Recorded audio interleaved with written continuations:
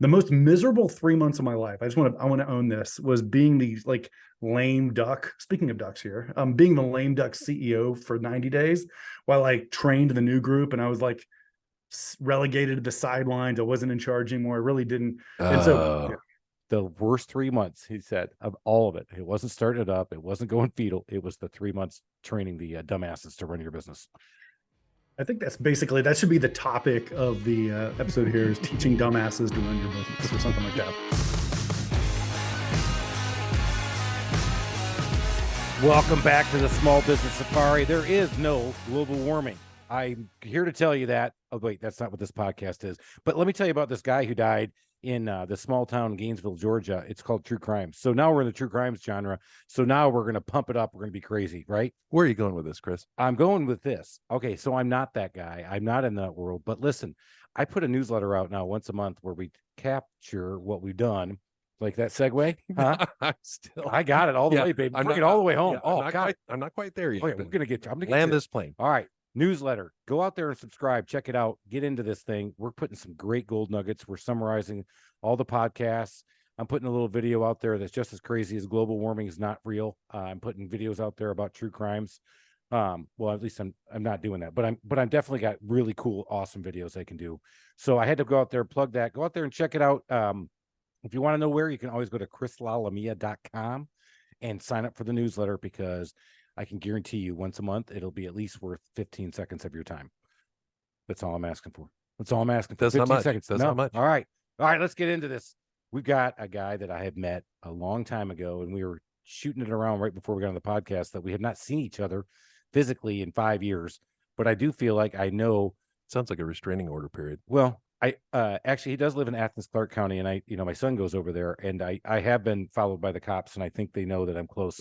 I'm getting close to Tyler's house. So we have Tyler Jeffcoat on, and Tyler has a really unique business. It's called selleraccountant.com. And if you want to sell something on Amazon, you want to sell something in e-commerce, and it sounds like it's really easy. In fact, I just laid this out to my son who's in college, and just I said, hey, I'm going to be interviewing this guy. He helps people sell stuff on Amazon. He goes, well, how hard is that? I said, oh, buddy. I'm guessing it's one of those things where it's not hard to start. It's just hard to do well. Yeah. So this is going to be a really interesting episode. Tyler, welcome to the show. Looking forward to kicking around with you, man. Oh, boys, it's great to be here. Thanks for having me. So Tyler, you came, you went to UGA. Go Dogs, national champs twice in a row, going for number 3, three-peat. Look out. Huh? How you feeling now, Alan? It still hurts. All right. One of Alan's kids went to UGA, but I still give him crap. No, I'm a duck, and I'm still just feeling that pain from that massive beatdown last season. Yeah, at least it was in the national championships. Yeah, Dan Lanning's great. We love that guy. Yeah, no, he's doing great things. Unbelievable. That guy can recruit too. Okay. Yeah. All right. There you go. Alan's back on the duck wagon. Quack, quack. Yeah. Well, we'll see what happens, son, this season. But Tyler, so you went to UGA, but one of the things that we share in our bio is that we both work for the same company, not at the same time, but you went to work at SunTrust Banks, where I had just left to start my own business. Tell us, how did you go to that and then start the leap? Yeah, so I worked for a nonprofit for a couple of years out of college, and then ended up working at SunTrust, sales guy, market manager, doing investments. And when I was back I ended up getting a chance to move back to Georgia. So I am an undergrad from UGA. Love it here. We're probably 8 minutes from campus. And so I was back in grad school as an MBA student in Georgia. That's where I met our mutual friend, Chris Hanks. We were kind of talking about him a minute ago. Met him as an MBA student, which is basically code for somebody in your corporation has decided to put together a budget for you to go to school while you're working for them. And thank you, SunTrust, for doing that. But about halfway through listen, but it didn't end well, because I got to a point within my SunTrust journey and discovered that I'm just not a corporate guy. I'm just not. I didn't get it. I was a cog in a really big machine and wasn't great at it. I was a good performer, but I didn't understand why I was there. And I was getting to a point where I wasn't playing nice with others. And that sounds familiar. Is that something there seems to be a pattern? And I blame SunTrust, not me, not Tyler. It must be SunTrust's fault. Yeah, it must have been. Or maybe we're talking to birds of the same feather here. Yeah, that's true. Okay. Yeah. I mean, we are not saying that SunTrust was like the depths of Mordor or like, the Death Star. We're not, that's not what we're saying here, actually. We're just saying that if you have a lot of entrepreneurial DNA, being a part of any Fortune 100 company can feel like a suffocating, boa constrictor kind of move. And so I was in an MBA class with a guy who convinced me that having one paycheck is actually riskier than having 100 customers paying you a little bit. And I was like, that's interesting. And so about the same time, I had a guy reach out to me and say, hey, I got some money and I'd love for you to join me to build this healthcare company in 2012. And I was like, what, me? I'm 29, I don't have any money, never worked in healthcare, I'm completely unqualified. He's like, you're my guy. And so went to my wife and was like, hey, babe, I know you just quit your job. We have a 6-week-old, but I'm thinking about quitting my job and joining a guy you've never met to build a company in an industry we've never worked in. What do you say? And to her credit, she's like, I think we should do it. Let's go for it. And so into Good 2012, Lord. Wow. We should do a whole podcast on that. You know what? Yeah, skip this. Get out of here. We want to talk to her, man. Are you nuts? She goes, this is a great idea. Yeah, I got an 8-week-old. You quit that job. Who needs benefits? I don't care. I believe in you, honey. Wow. And then the next day was even better because I was like, yeah, okay. So remember when you said that was a great idea? We're gonna quit the job and start a business. Okay, there's a part of this contract with this MBA funding where I've got to stroke about a $20,000 check to pay them back for the tuition here. It's like the opposite of a severance. It's like a SunTrust got a severance, right? Right. And so she was like, yeah, well, at this point I said yes. So, I guess I'm going to stay with it. But anyway, so we started this. So the gold company. nugget there is when you're dropping bombs on your wife, you spread them out. You don't do it all at once. Don't just lay waste to it and drop the nuclear bomb. 2 little bombs at a time and spread them out over a little bit of time. 24 hours apart. Perfect answer. Way to go. That's, great long-term marriage solutions. Yep. Yeah, that's what we pick a time when they're completely sleep deprived and there's not a lot of like rational thought happening because they're whatever up at 2:00 in the morning. And, you say in such a way that it seems like it must be good. This is why I'm a good sales guy, I guess. But for whatever reason, she said yes. And so we launched a home healthcare company in 2012, started with a focus group of literally 35-ish target customers. They named the company. They helped us build the essence of the brand. And we learned through that experience that listening to customers is a good idea. It was kind of an accident. We just didn't know what we were doing and decided to ask them. And so that company had a good run, had like 100 employees at one point. Most of them were part-time. And Chris, are you writing down listening to customers? I just wrote down how long have you been in business? I just wrote. I did. I wrote down 2 things. One, need to find another wife. 2, I did not just say I think she doesn't listen. I know she never listens to these things. No, I was writing down the fact he did it the right way, man. I mean, somebody asked him to go on a journey. He said, I want to go on this journey. And we heard that how many times in the entrepreneurial story is that nobody started out when they were 17 years old and said, I'm committed and I'm going to do this. And by the time I'm 35, we just don't do it like that. Sometimes that opportunity gets presented to you and you got to know to take that door and open it. And he did. But then he went and listened to people before he just went off and said, you know what? I'm the smartest guy in the room. Home healthcare. Because in 2012, that was a hot thing too. I knew a lot of guys getting into those franchises. I'm doing home health care. I got this. I'm going to figure it out. And guess who's not in business anymore? A lot of these guys. All right. So you're in there. You did the focus group. You built your brand and your essence. I wrote down the word essence because I had to go look that up. Yeah, we built it, and we of course one here. It's good. It's all right. We weren't very smart either.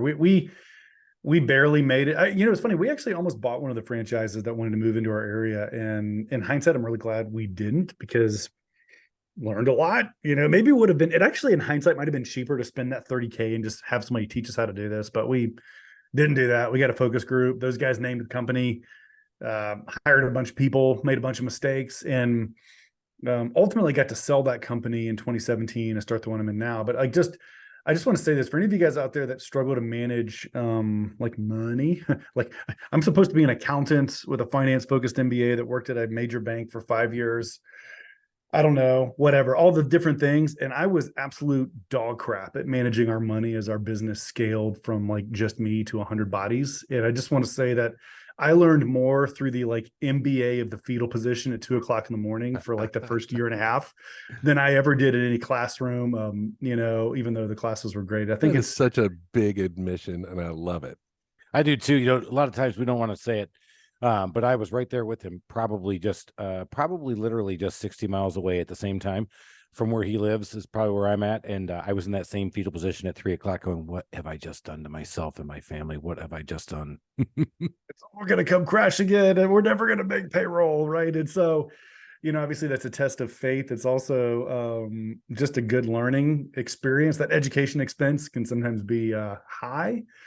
But ultimately I did get to sell that company in 2017. And the most miserable 3 months of my life, I want to own this, was being the like lame duck. Speaking of ducks here, being the lame duck CEO for 90 days while I trained the new group. And I was like relegated to the sidelines. I wasn't in charge anymore. I really didn't. And so, So let's talk about that one for just a minute, because I've got a couple of friends who've exited, and we had in the mastermind group I'm part of here, we had a number of guys come in and do this in a panel forum discussion of selling their businesses.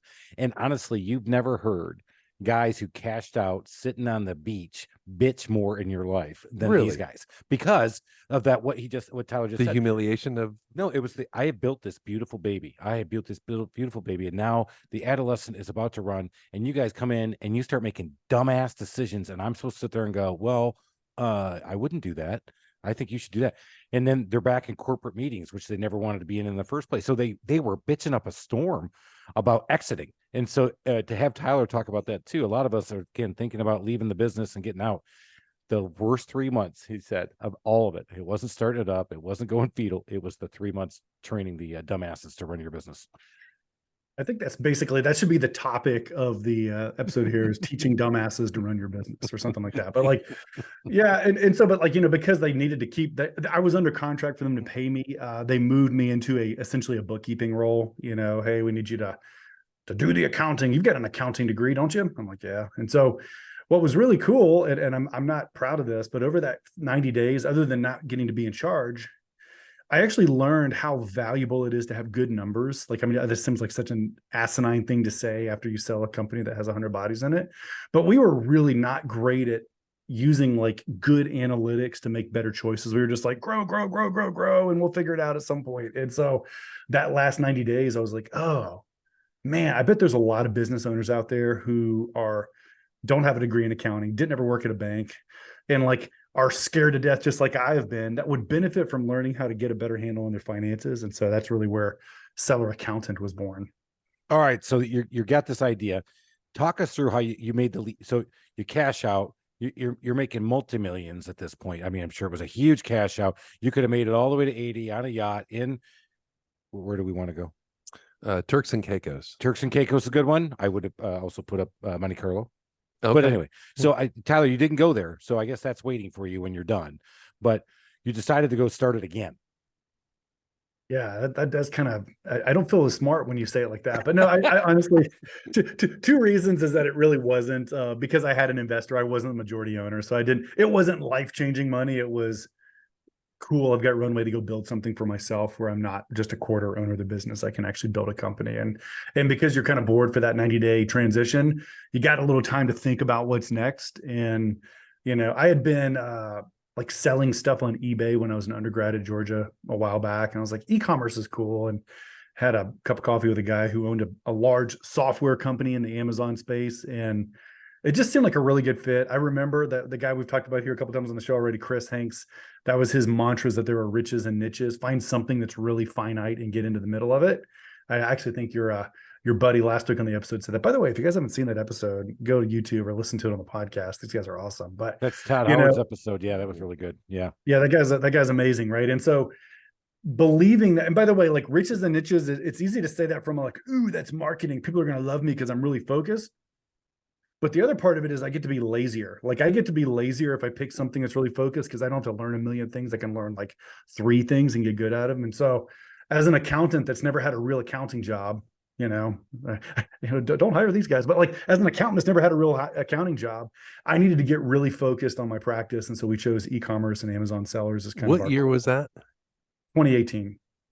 So 2 years before the world went upside down. Right. Everything went to e-commerce. Yeah. Nice timing.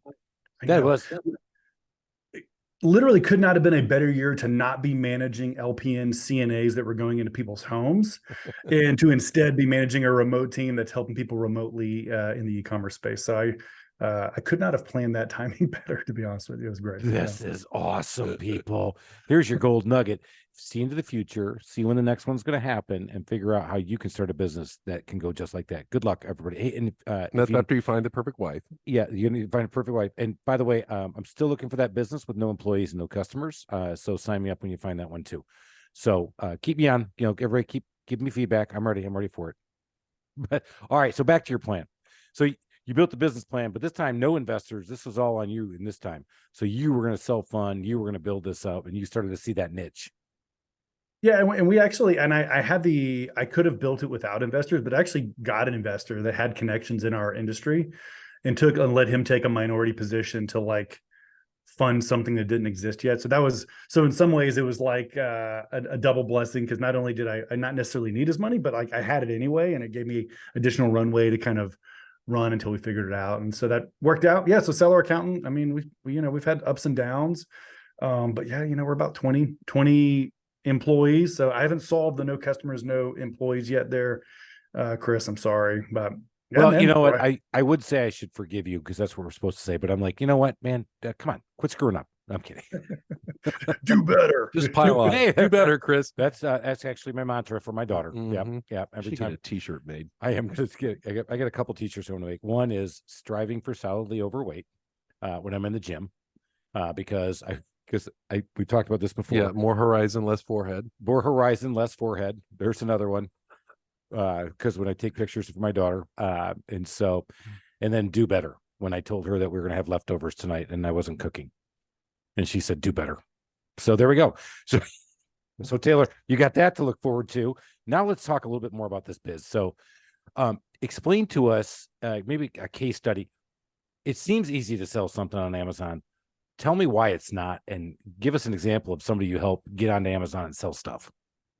Yeah, so it is one of those things that seems like it'd be pretty simple, because Amazon has something like 50% of all buyer searches start on Amazon. So you're like, heck, put products on there, people buy them. Here's the real challenge. The challenge is not getting something to sell. The challenge is making money, right? So our average customer is across, I think it's something like 280 million in Amazon sales that we're supporting now. Literally 44% of that entire pile of money. Can you drop that number one more time? Just one more time, because I couldn't put enough zeros in there before you kept talking. Yeah, it's something about a quarter billion, about 280 million in sales. That's a B billion, yeah.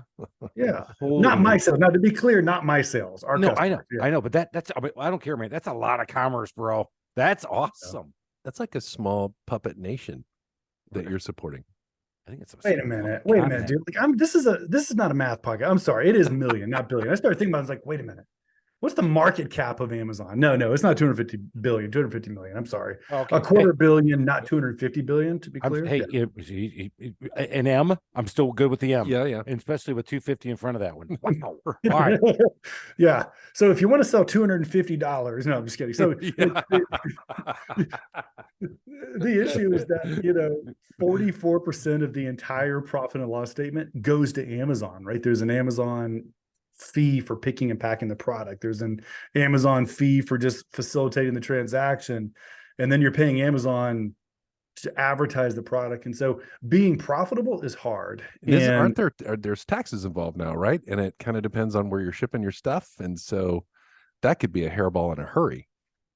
Lots of hair, lots of balls. Yeah, that's exactly right. Yeah, it's lots of balls, Chris. Well, I hear that. Lots of balls, lots of hairballs.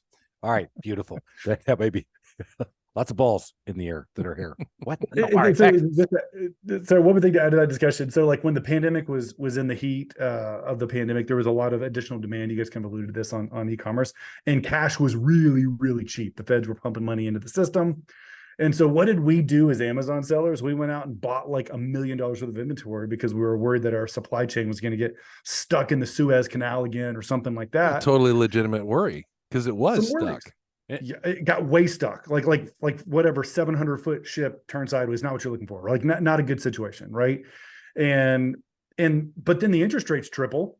I don't know if you guys have noticed, but they're not as good now. And yeah, I'm in real estate, so I kind of noticed that too. Yeah. Sucks, man. And so the net impact. I blame Alan. Actually, I was looking for someone to blame. Now I know. Here I am. We'll put a face with that blame.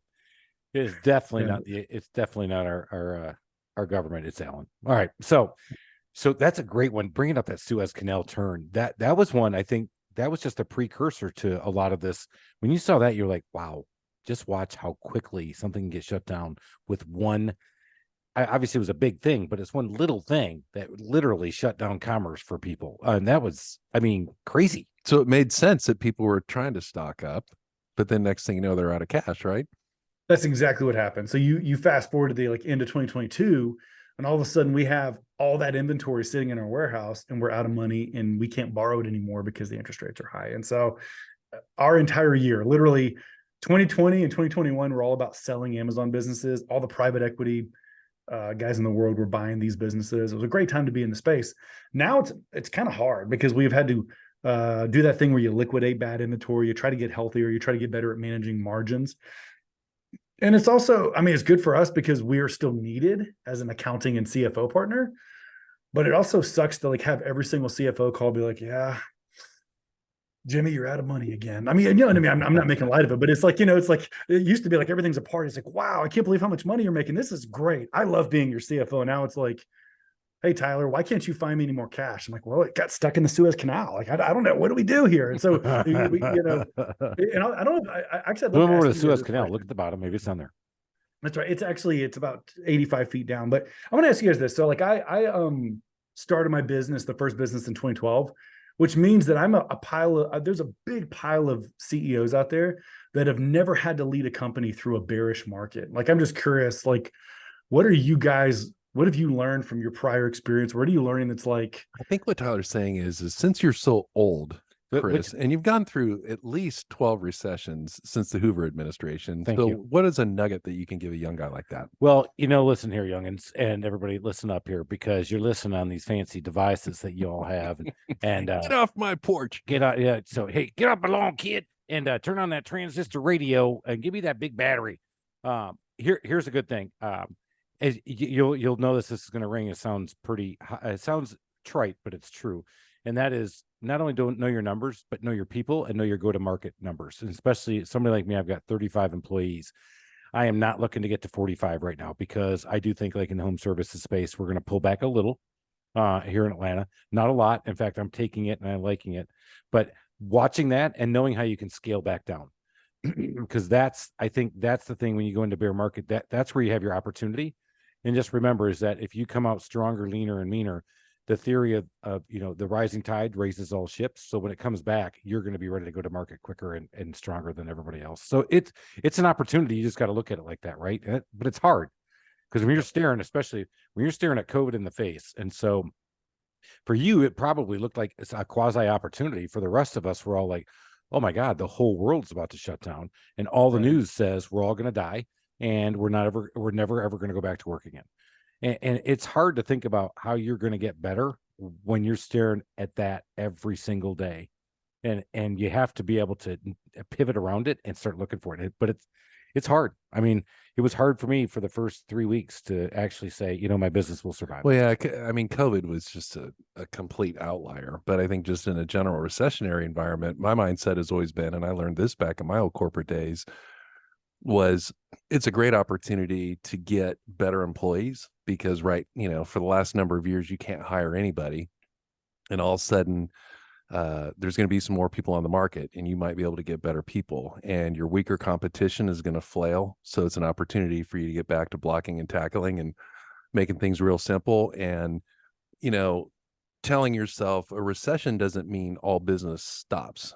There's people buying stuff every day, and it's just, who are they going to buy it from? And you just have to be better. And if you are better, you're going to do all right. And then when we come out of the recession, you're just going to feast. I think this one's going to feel a little bit different as well. Because again, back to last year, I said this before, the definition of recession, you're in the accounting world, the definition of recession has not changed. And we retracted GDP and came back. And so it's been back. I think what we're seeing right now, and I've just had this told to me locally, and I think this is more relevant in Atlanta, maybe in a lot of markets, is that if you have a job and you're still working, you're not in a recession. Now, if your neighbor lost his job, he's in a recession. What's going on now, though, is entire neighborhoods are not getting laid off. It's house by house because of the distributed workforce where everything's going. So this is one where it's going to feel a little bit different, and that's the thing I've been watching out for, and I want to keep my eye. Well, it feels way different because it's a forced recession, don't you think? I mean, the government's trying to crush the economy just to kill inflation, and it doesn't want to be crushed. And I mean, people are still out spending ridiculous amounts of money on dinner and all the places that you go to on vacation every other week. Just because I'm still employed and I get to go to Lake Tahoe and Vegas and Napa and Lake Oconee and New York City. Whoops. You didn't mention that one yet. Yeah, it's a new one. And but just because my neighbor got laid off doesn't mean I can't keep doing this stuff. So when you talked about that, you'd ask that question and you let the old people, boy, it's true, right? You ask an old person a question and they just do not shut the fuck up. Well, back in my day, I kept talking. I mean, a real recession is when you're waiting in a gas line, and you have the odd and even license plates, whether or not you get gas. Do you remember that one? Wow. Well, that's really kicking way back. Yeah. Yeah. Because I mean, the 70s recession, and I was a kid, so that didn't mean anything. But when you couldn't find gas and then the even odds. So, all right. There you go. Other than that, everything's great. Well, let's go back to this. So, who is what do you sell? I have a product, or is it I go out there and buy Sherman and I sell Sherman on? Is it I have a product I'm selling on Amazon, or is it I found a product and I can buy it here and I can sell it on Amazon? How do they do it?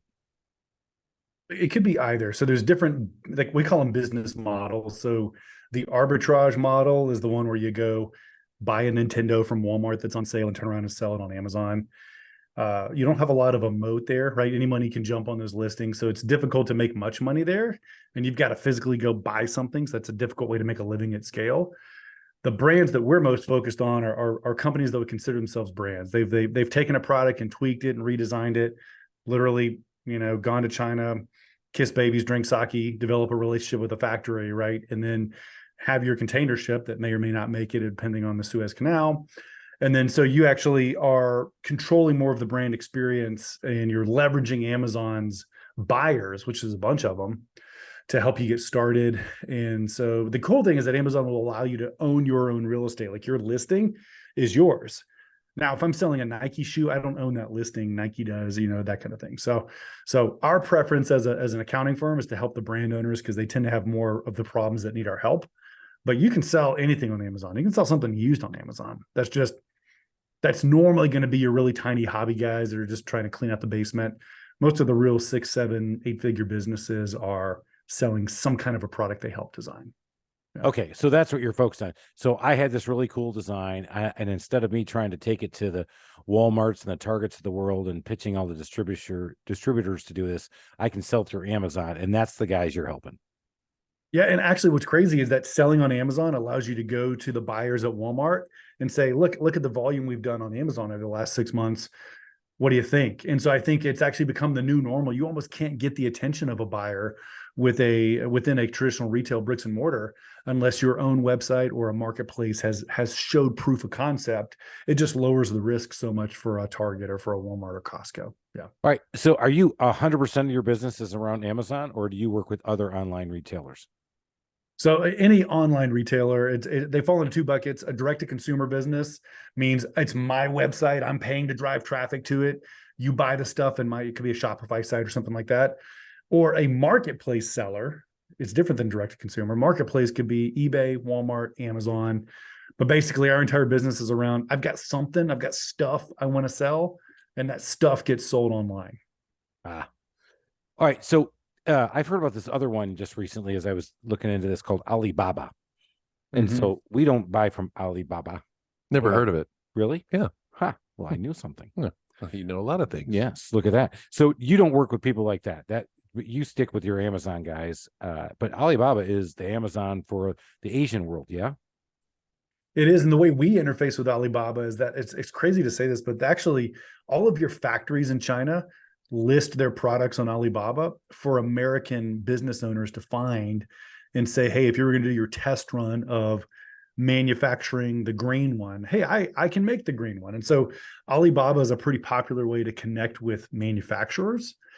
I think if you actually live in Asia, it's also a popular way to buy the stuff that we might buy on Amazon. But In the States, you're interfacing with Alibaba's all around sourcing. I need to source product. I need to find someone who's competent, doing injection molding or doing like textiles or something like that. And I might be able to use Alibaba to message the guy behind it and say, wait a minute, you make that? What's your price? And try to get a quote, that kind of thing. Is it possible for a e-commerce business to have just a long tail? And I mean, because what I've heard is you come up with a product and you put it out on Amazon, and within 6 months it's copied and you're getting undercut price overseas.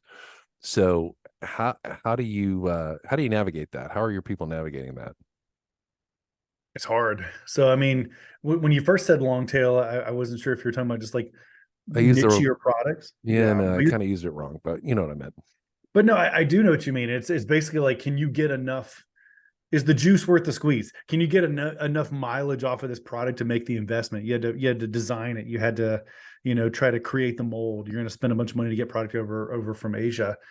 Can it stay relevant long enough to give you ROI? And the answer is it can, but it's just hard. And I think here's what's really cool. Whether it's ChatGPT or Asian sellers or Russian hack shops or whatever might be trying to get on and take advantage of the IP, there's just no substitute to kind of where we started this discussion, listening to your customers and understanding their use case. That's why, like, if somebody out there was thinking about opening an online business, I would start with what's the thing that I would buy or something I'm buying that kind of hacks me off.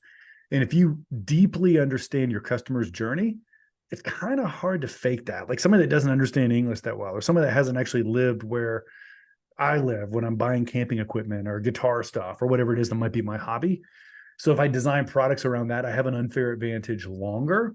And then the name of the game is to say, how can I continue to build my brand? Because let's be honest, when you sell something on Amazon for the first time, even if it's your product, no one cares about your brand. They're buying it because it has Amazon's Prime sticker on it and it'll ship it in 2 days to their house. Your job is to build that trust to where it's, Amazon Tyler. And then after a little while later, it's like Amazon Tyler. And so try to build your brand so that you can try to divert some of those customers to your own website or develop an engaging relationship. So, but to your point, yeah, it's not easy. So you fit in with Amazon and you work with people to help them with Amazon. As I have learned about Amazon, when they see a place to make some dollars, they come after it. And tell me how come they let you stay around and don't come after you and say, Tyler, get the hell out of the way. We do this way better and we're going to do it ourselves. We're going to have Amazon CFO consulting services. Chris, I got to say, that's a good question. Thank you, Ellen. Wow. Wow. We keep score, by the way. It's really hard for me to say. We keep score. Yeah. And I'm telling you right now, that one right there, I'm actually, we're going to bracket that one. We're going to have a moment. I'm getting a little verklempt, really. So, all right. Well, we got to let him answer this question because I'm dying to know. It's a good question. You're dancing right around the dragon, bro. Yeah. Well, it's funny. You got to call this segment the fetal position segment, where you're like, can I try to find a question that most closely elicits the fetal position tonight when Tyler's in bed? And you just kicked Tyler in the balls is what he's saying. I kicked him right in the hairy balls. Yeah, you did. There's lots of hairy balls. Here's the simple answer: is that Amazon is our frenemy. Like, we have to do business with Amazon because they own the eyeballs. But Amazon's already telling us, hey, trust me, we're going to pay you the right amount. We're going to take care of you. Like what these $1 million brand owners want is actually not to have to take Amazon at their face value. They actually want outside advice that isn't Bezos making Bezos more money, and so it's actually because Amazon is so greedy. Because let's be real, the antitrust stuff, whether it goes through or not, Amazon owns a ton of the value chain. And so being a partner that helps be on the side of the table with the entrepreneur that isn't Bezos, that isn't Amazon, because that guy's going to make money and they're going to find a way to make a cheap under market product. Like they're doing it right now with shipping. So if you buy Amazon Global Logistics, you can get product from China to America, normally cheaper than you would buying your own freight. But here's what's going to happen, because it happens every year. Amazon's going to get X number of adoptions to that new system and then triple the price. We're like, whoa, you know what? Now AGL is going to cost whatever, $5,000 per container instead of $2,000. And so making sure that you keep Amazon at arm's length is a really important survival strategy. We're talking about Safari here, guys. A way to get eaten is to make Amazon, get in bed with Amazon and don't keep an eye on them, Let's just sit on that for a second. I know, actually, Yeah. I was going to pick a whole lot of. Sounds like a cheap date. Bring them into bed. Keep an eye on them. What? So again, you're dancing around with the bear doing that. So it sounds like, but the buyers, how much power do they have? I mean, I'm sorry, the sellers, how much power do they have when they come to Amazon? Because Amazon sets the rate, sets the deal. How do they get there and actually get to control what they get? Because you just said it, 44% of their P&L goes to Amazon. So you're starting right there. I can't do the math. Help me. Yeah, it's more than that. It's slightly more than half. Yeah, they take more than half. No, they take less than half. They take less than half, but you get slightly more. So I don't get if I made $2, they're already taking. I can't do that math either. It's to $10. They're taking $4.44. 10 beers and you take 9. Oh my God! Which I need one. Getting close to home here. Yeah. Well, Right, so here's the reason. Well, why do we put up with Amazon is the real question. And here's why we do, because Amazon still I don't know if you guys have spent money on advertising before. We have marketing dollars. If you spend dollars with Google or Facebook or Instagram or TikTok or YouTube and try to drive traffic to sell something on your website, you will get a 5x better result with Amazon than you will with your own dollars. And so for a lot of product lines out there, because Amazon has so many, 300x million Prime users. So you partner with Amazon and you use their buyer power to help build your brand on your website as well. And then you kind of have to have both. And so you put up with Amazon because frankly, they can generate cheap buying, converting traffic for you. And they handle a lot of the stuff you're bad at. Like, I don't want to have to open a warehouse at the same time I'm designing a new product. Amazon's got a warehouse, and guess what? They're better at pick, pack, and shipping than you are. They're going to be able to do it cheaper. So even though you're paying them, they're a big chunk of your P&L. They're still probably less than you hiring 4 employees, putting a 3-year lease together for a warehouse, and then paying FedEx to ship the stuff, that kind of thing. Got it. So I see the benefit on that. That's awesome.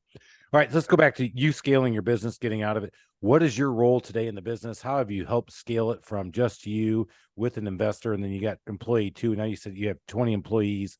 What's your role today, and how did you get yourself through those roles? Like the hard way, probably, right? Like the easy answer is like whatever the hardest way is, probably that. But attaboy. Me too, by the way. I resemble that. The role that I can't seem to like hire well, and I finally think I feel really grateful for this, but like hiring another salesperson that can get it done in our industry has been a real challenge for us. We've had a couple that we've tried that it didn't work out. And can you tell us their names? No, his name is Chris.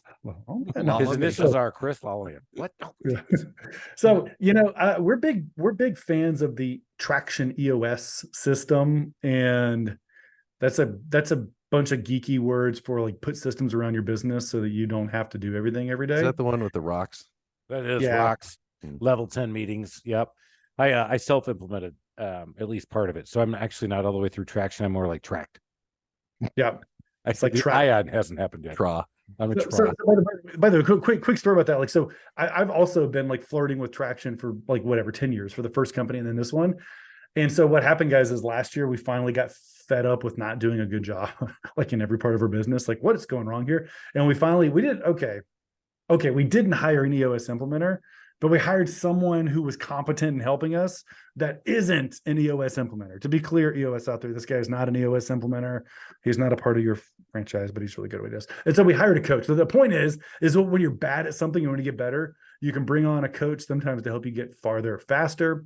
And having this individual come into our business and say, hey, that's weird. You're leading a meeting and you're calling it an L10 meeting, but you're not holding anyone accountable. Would you consider doing this? And so like literally revolutionized the way we run our business. And as a result, you asked me what my role is. I get to kind of create content. I have my little podcast, Return on Podcast. Hey, I got to interrupt you right there. Yeah. So my wife's an accountant. I've been around accountants my whole life. I've gone to accounting Christmas parties and they make me want to gouge my eyes out. And I listened to 2 episodes of your podcast, and you are awesome. And you have an ability to explain pretty complex accounting principles in a way that a numbnut like me can understand and actually enjoy.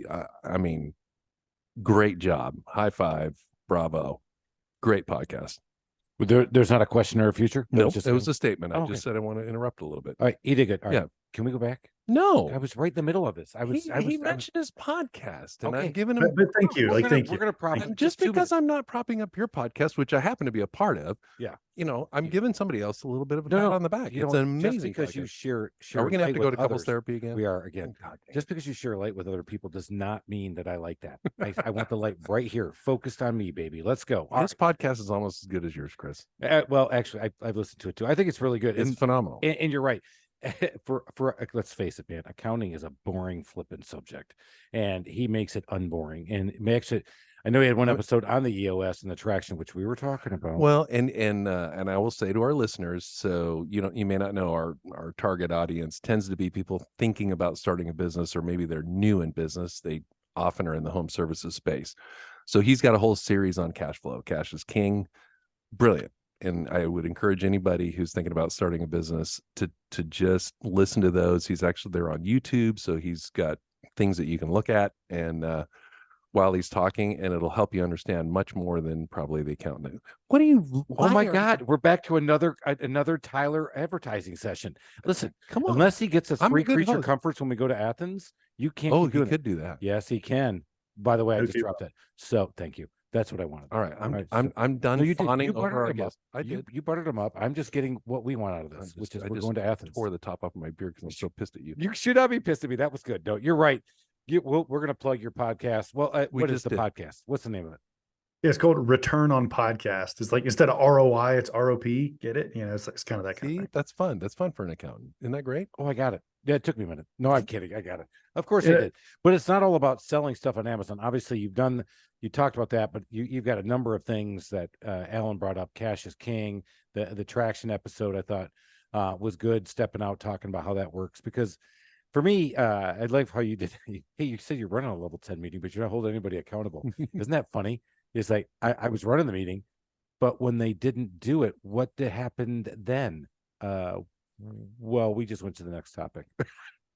We're like, you know what, buddy, you'll get them next week. No big deal. Just hang in there, pal. And for me, honestly, Chris, it's because I'm a better visionary leader than I am a tactical manager, and so I need a system like Traction to make it idiot proof for me to create accountability.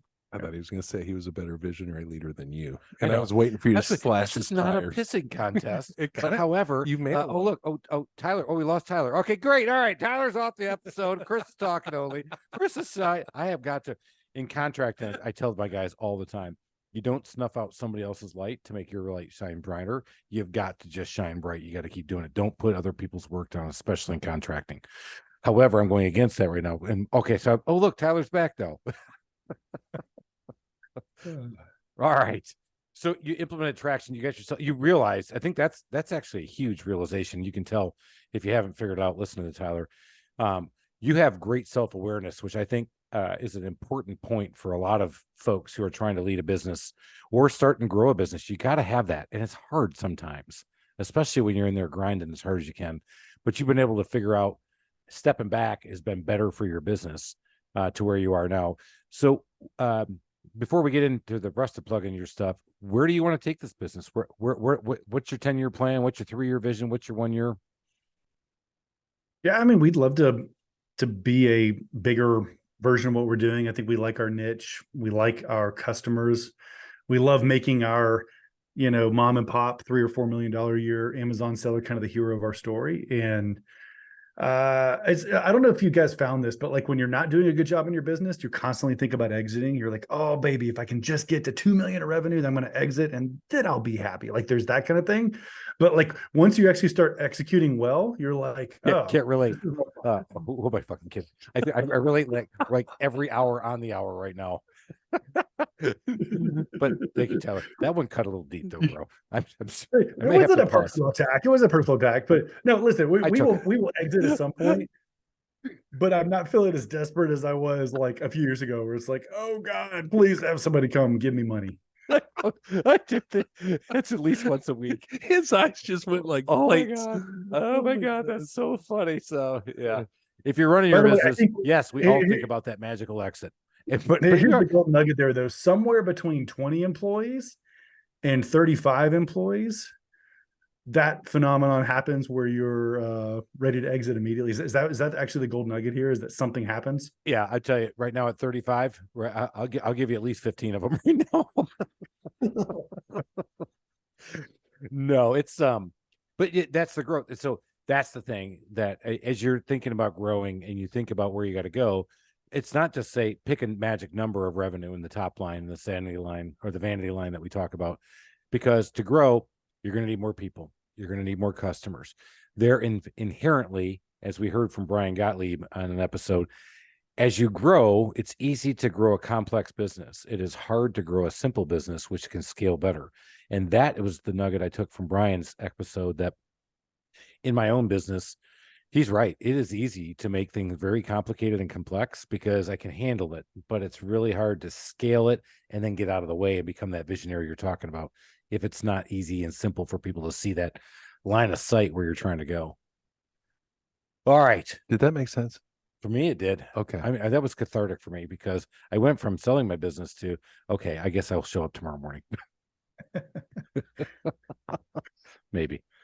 Yeah. Tyler's taking a good long pull, and you earned it. You did. Tyler, we're coming to the end of the episode. Got a few minutes left. So we pushed the return on podcast. We talked about seller accountant. How else can people get a hold of you? If they're listening to this thing and they're like, you know what, I'm going to make my millions selling my awesome product on Amazon. How can people find you, and how can people reach out to you and learn more about what you're doing? Yeah, well, if you're getting started, selleraccountant.com is a good place to find out about us. We also, I agree with you that bookkeeping is not very sexy, and it's especially not sexy to pay someone to do it when you're not making money yet. And so we actually have a do-it-yourself course that's free. So if you go on our website, you can actually get access to our, like, how to build your own QuickBooks Online, how to do it right. Listen, once you start making money, get it off your plate, hire us to do it. But if you're looking to get started, we've got a free resource for you that we can get. Brilliant. That is, not only is that brilliant, that is genius, people. You got to at least go check that website out for that, right?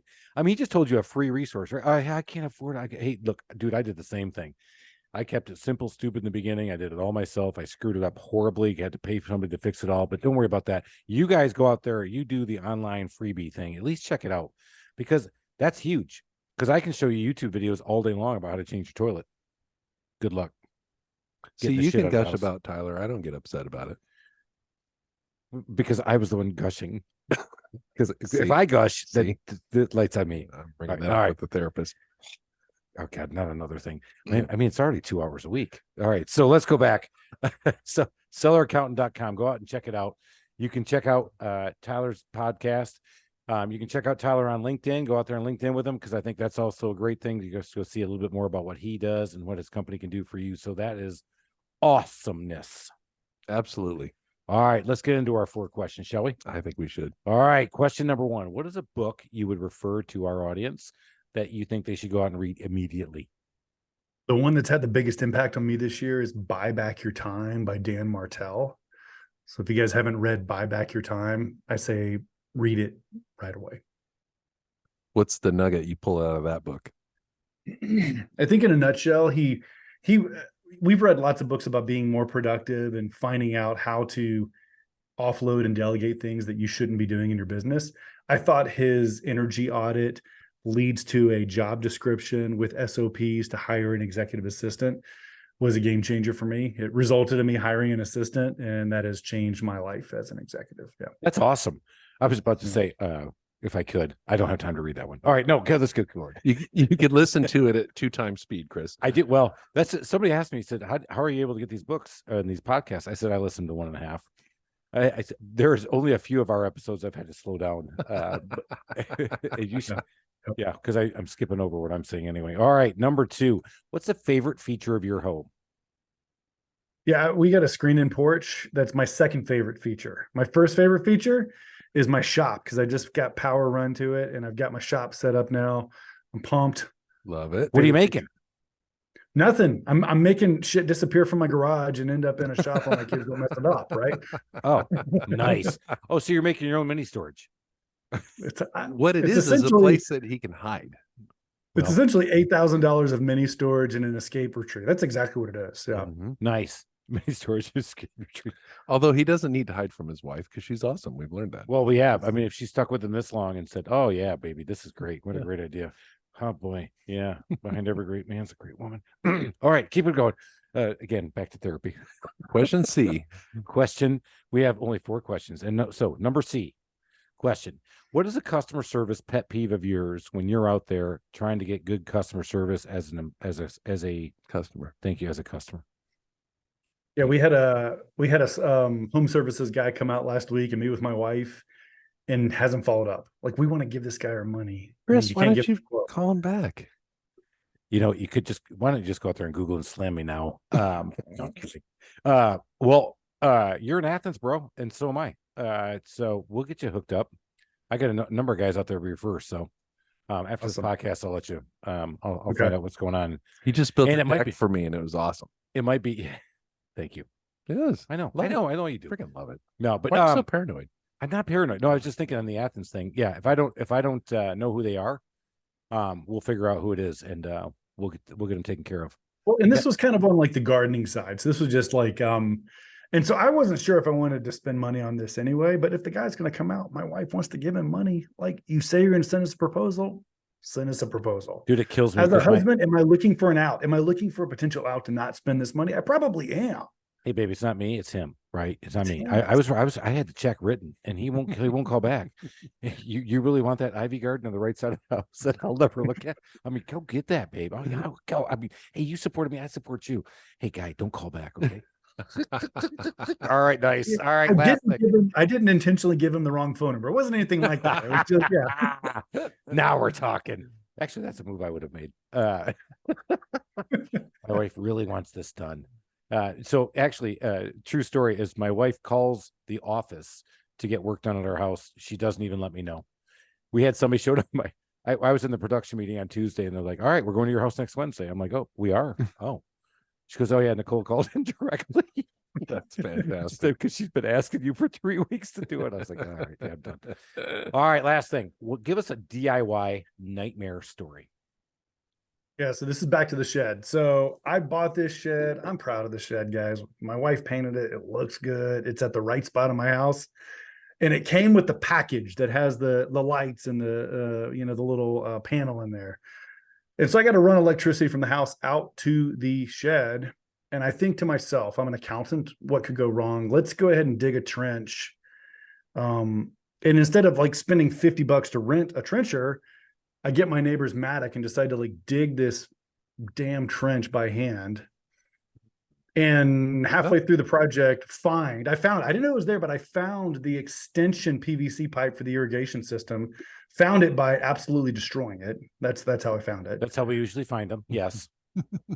I didn't know, like, this is, if you're going That's to put standard operating procedure, isn't it? Isn't that how you're supposed to find it? That's actually the way I usually do my projects. Oh, look, there's the electrical. Oh, look, there's the wastewater. Oh, look, that's the sewage. Oh, my kids just flushed the toilet right when I cut it. That's nice. It's all about feeling a little bit of resistance with the swing and then swinging harder to see if it was just a blip, right? So I talked to a family member who's like, "Don't worry, I'll come help you run the rest of this electricity and get it done right." And here we are 2 months later, it's not done. I can't use my shop. I'm not happy. Finally break down about a week ago and just text the guy that I've known for 12 years that does handyman services. I'm like, "Hey buddy, I got a thing. Do you know anybody?" I know. I always said I didn't know you weren't here in town, but I know. Don't worry about it. I forgive you. He texted me and like within 48 hours, this problem is solved, and it's solved for way less money than I thought it was going to need to be solved for. And so you're an accountant that really loves jockeying a spreadsheet and a podcast. Like, let a damn pro do the things around your house. That's what I learned. I love that. That's a good one. You let that go pretty quick. I was just to say, Tyler, next time you see Chris, if he kisses you on the lips, then don't go fishing with any of his friends. Yeah, don't worry. The Italian mafia's out there, and we might have already just sent a text message saying to Google his address, and somebody might be outside right now, but don't worry about it. They are if they're in a trusted toolbox truck, don't worry about it. If they got a gun in there, it's okay. It's all good. No, those are great stories. That reminds me of we did a pool in our backyard years ago, and I was told do it right and do it right the first time. Don't skimp, and I did for most everything except my outdoor grilling. So I had to go tap into the natural gas line to run natural gas to the grill because I didn't want to use propane. I wanted to have the whole thing. So I brought my father-in-law down and my dad came down. They're both from Michigan. They're in their late 60s at the time. And we had to dig the trench. And so we're trenching and we're trenching and we're trenching. We get the trench done. And my father-in-law is a perfectionist. And he's like, no, trench isn't deep enough. I'm like, it's 90 fucking degrees outside. I think that trench is perfect. And so he goes back out there with a pick and goes down again. And he hits the 2-inch gas line. Oh, your dad did? No, my father-in-law, which is even better. Oh. And you could see it. And it was like, oh, shit. And the water starts flying into it. I got the gas cut off, so that wasn't a big deal. But I had to have my plumber at the time come out and do it all. And had to put these huge clamps on, cut it all out. And I'll never forget my father-in-law were sitting at dinner the night after, and he goes, I sure wish you would have hit that line and not me. I said, I understand, Nick. All right. This has been awesome, guys. This has been an adventure, and you can hear Tyler had always had the entrepreneurial spirit. He has never given up on it, and he's obviously done it twice. That's awesomeness, and it made it happen. But you got some great gold nuggets on how to do things. And you know what? Sometimes you share some of your best stuff when you admit that you made some mistakes. Guys, we're not all perfect. It happens. But you got to keep digging, keep going out there, problem solving. That's what makes us entrepreneurs. That's what makes us successful. Keep going up that mountaintop. Let's go make it happen. We're out of here. Cheers, Tyler.